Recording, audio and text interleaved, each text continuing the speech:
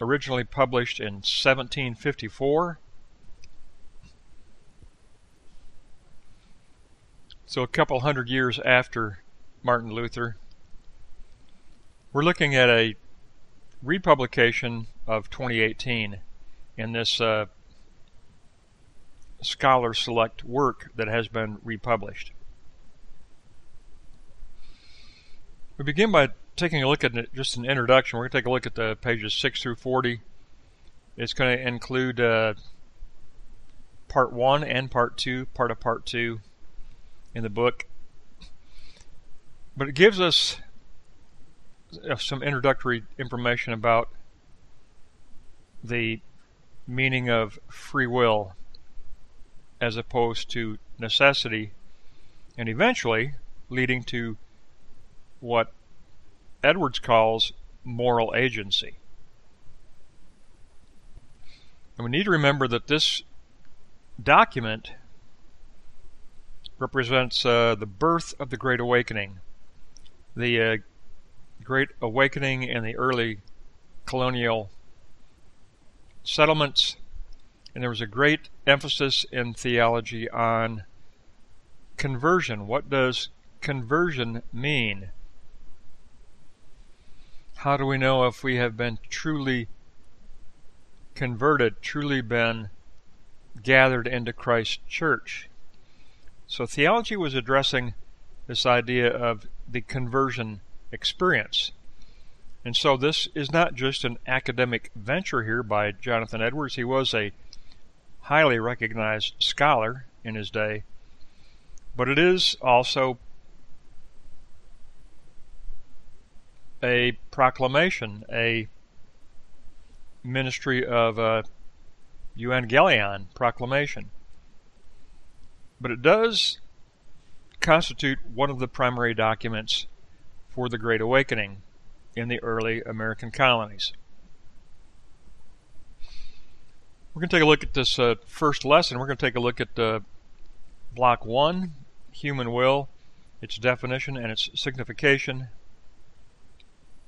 Edwards tells us that the will is that by which the mind chooses a thing. It's a voluntary determination, a preferring. It's a willing of an alteration in body. It is distinguished from desire. Because under desire, Edwards says the will extends to things present, desire extends to things absent. The self can never will anything contrary to desire. In every going forth of the will, there is some preponderation of mind. There is the work of perceiving, the work of understanding that is prior to the act of the will. And he says any perfect continuing is not a volitional act. So particularly Block 1, Note 3, will plus desire equals determination. This presupposes an effect. The strongest motive of the mind determines the will, and many, many particular things might unite to form what Edwards calls the complex motive, which is existing within the faculty of perceiving. The complex motive within the faculty of perceiving. So you look at Note 4, the faculty of perceiving. Edwards says that this complex motive must take hold of the mind. It possesses a degree of tendency within itself to induce the willing agent. He calls that strength of motive, strength of motive. And the will is always determined by strength of motive, or the strongest motive. So Note 5, this tendency to excite the will is served by the following: the events of circumstance, the understanding of the self, the focused attention of the self, and the agent wills always the greatest apparent good. And that means it would include a thing's signification, the recognition of signification. But Edwards says that many acts of volition have a very remote relation to an object. But he does say, in conclusion, we are always determined by the mind's view of object. We are always determined by our perceiving, by the faculty of perceiving, by the faculty of understanding and perceiving. And so in note 6, we take a look at this mind's view of the object. It includes circumstance, the perception of apparent pleasure, the recognition of the distance in time and focused attention, and the probability of some future agreeableness. So it does have an eschatological factor. Apprehending the idea of a thing does play a significant role. So we are going to include the contemplation of ideas, because the lively sense of idea provides the greatest influence on human will. The lively sense of idea provides the greatest influence on human will, says Edwards. So he gives us an introductory look at human will. Now he wants to take a look at the concept of necessity. So let's go to block 2 and take a look at the concept of necessity. Necessity is something that frustrates endeavor, frustrates desire. It usually applies to liberty and to moral agency. It is in opposition to the will, where the self's desires are made empty or vain. All opposition of the will is excluded. But what Edwards wants to do, he wants to introduce the concept of philosophical necessity, which you could also call metaphysical necessity. This is going to be key for understanding his position. And he says that is that by which a thing cannot but be. It is the fixed connection between things, where subject and predicate have certain connection. They are connected in a metaphysical sense. And here's the key statement. Edwards says, metaphysical necessity is not necessarily inconsistent with human liberty, because he's going to say that human liberty actually is that which participates within metaphysical necessity. And this metaphysical necessity has an eschatological thrust. Note 4. The affirmation of something to be may have a real consequent certainty. It becomes consequently necessary. It results from two or more propositions being connected with one another. That which will be becomes eschatologically necessity, by being connected to something necessary in its own nature. So, we need to look at that concept of the connection to something necessary in Block 2, Note 5. This is the necessity that applies to the will. It can be general or particular. As a foundation for certainty, it represents general necessity, or the universal view of things. In that way, it constitutes an infallible connection. Particular necessity simply says that nothing can be taken into account that disrupts infallible connection of a particular thing. But there can be a general eschatological necessity which is metaphysical. Let's take a look at Note 6, necessity with regard to the natural and the moral. Moral necessity is basically moral obligation. It's the connections within moral experience. It is that infallible certainty.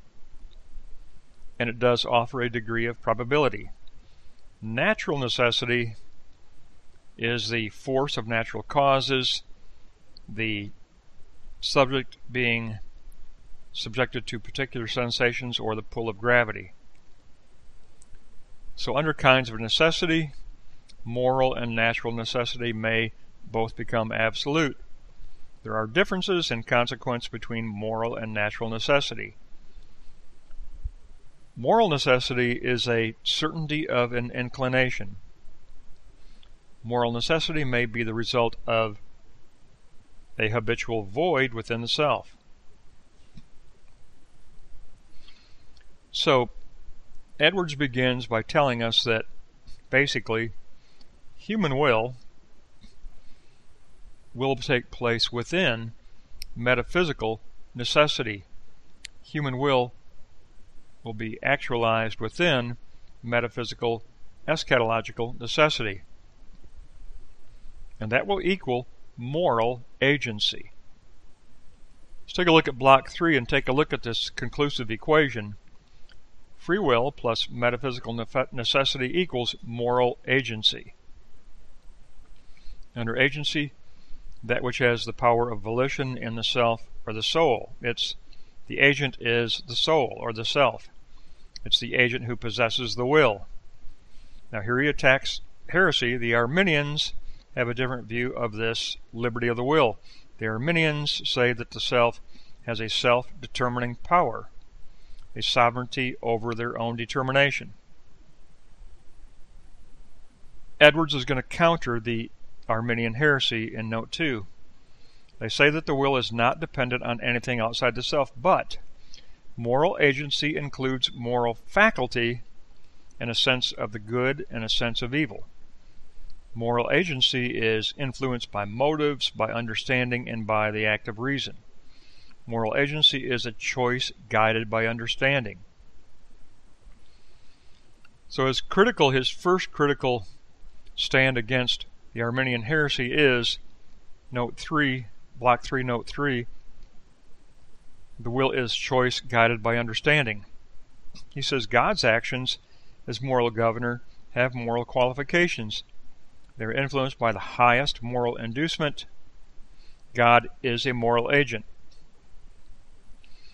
But he is the moral agent as the source of all moral agency, infinitude. God created man with a capability of becoming a moral agent. So if you look at block 3, note 4, this capability of becoming a moral agent, Edwards says we must negate the Arminian position because every free volition arises from another antecedent volition, eventually leading to first volition and eventually leading to contradiction. The Arminian notion of the will as self-determining is a falsehood, says Edwards. Edwards said it is a falsehood. So under further considerations, the human will does not determine its own acts. There's always preceding acts, says Edwards. Prior to the will, there is always choice. Deciding constitutes a prior action.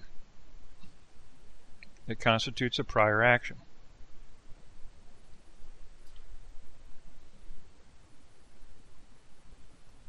So our conclusive statement, we'll take up block 3, note 6.